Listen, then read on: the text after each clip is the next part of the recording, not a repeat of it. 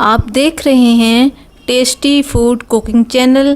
Please subscribe and like my channel. Please encourage and support me.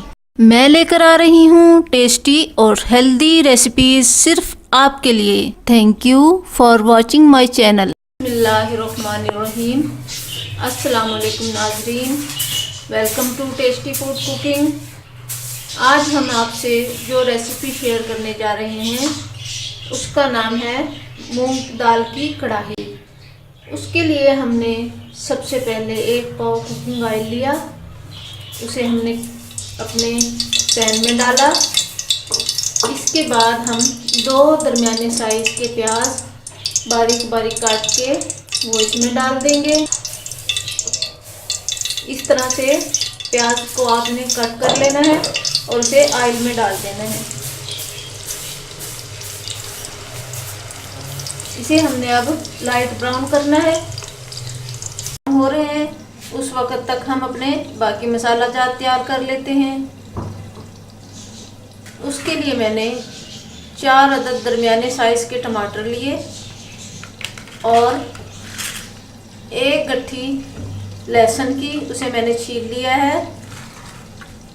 3 inch का टुकड़ा अदरक का, उसे मैंने मोटा मोटा काट लिया है। और 3 डंडियाँ कसूरी मेथी की, आजकल सीज़न में फ्रेश हैं, इन्हें मैंने मोटा मोटा काट लिए है। अब इन सब चीज़ों को मैं ग्राइंड करूँगी। वो किस तरह से कि मैंने पहले से ये यखनी तैयार करके रखी थी चिकन की। यखनी तैयार करने के लिए मैंने चिकन में जितना भी आप लेना चाहें, जैसे 1 पाव या आधा किलो, उसमें आप साबुत प्याज और साबुत गरम मसाला उसे अच्छी तरह पानी में पका लें और उसमें हस्बे ज़रूरत नमक डालें। और उसके बाद उसे तकरीबन आप आधा घंटा पकाएं। इन सब चीज़ों को पानी में बॉईल करें। उसके बाद इसमें 5 मिनट के लिए चिकन डाल के निकाल लें। जो चिकन है वो आप अपनी दूसरी रेसिपीज़ में इस्तेमाल कर सकते हैं और ये यखनी आप अपनी दाल के लिए बचा के रख लें। अब इस यखनी से मैं इन सब चीज़ों को ग्राइंडर में डाल के ग्राइंड कर लूँगी।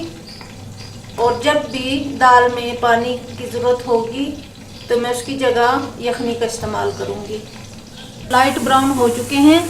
अब हमने जो सारा मसाला ग्राइंड करके रखा था वो इसमें डाल देंगे।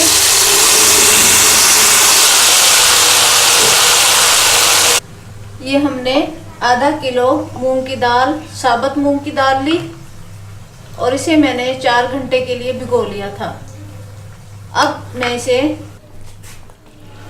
ग्राइंड किया हुआ मसाला डालने के साथ ही मैं इसमें दाल डाल रही हूँ। देखिए नाजरीन, मैंने इसमें सारी दाल डाल दी है।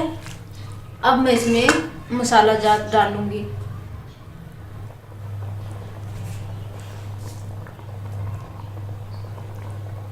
हम इसमें 1 टेबलस्पून नमक डालेंगे।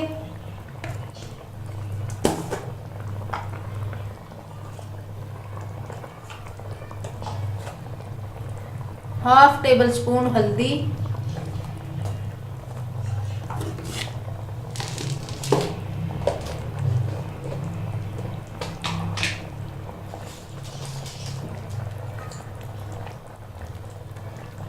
1 टेबलस्पून साबुत गरम मसाला,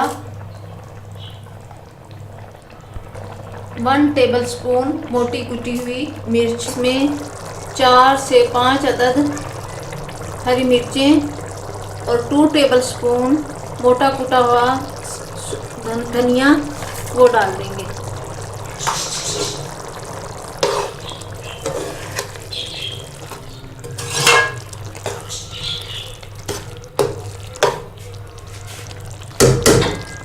और अब हम इसको गलने के लिए ढककर छोड़ देंगे दरमियानी आंच पे।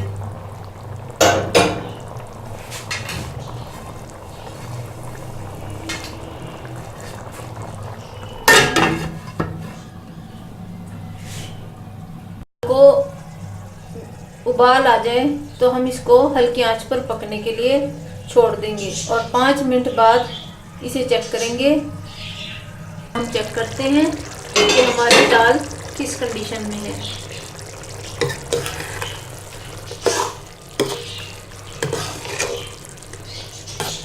और इसे चेक करेंगे इसकी दाल इसे गलने में कितना और टाइम चाहिए।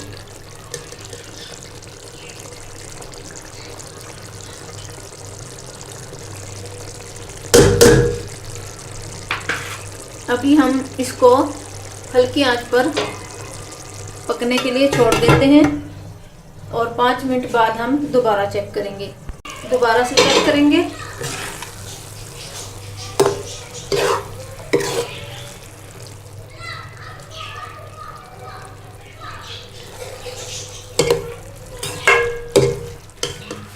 अब हम इसमें थोड़ी सी और यखनी डाल के इसको मज़ीद गलने के लिए छोड़ते हैं।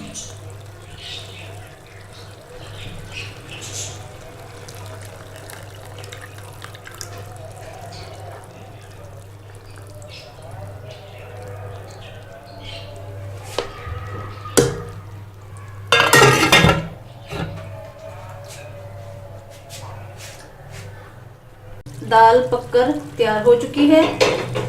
अब हम इसे अपनी पसंद के मुताबिक रोटी, दाल, चावल जिससे भी आप खाना चाहें खा सकते हैं। ये देखिए ये तैयार होके इस तरह से हो जाती है। इसे मैंने तकरीबन आधा घंटा हल्की आंच पे पका लिया था।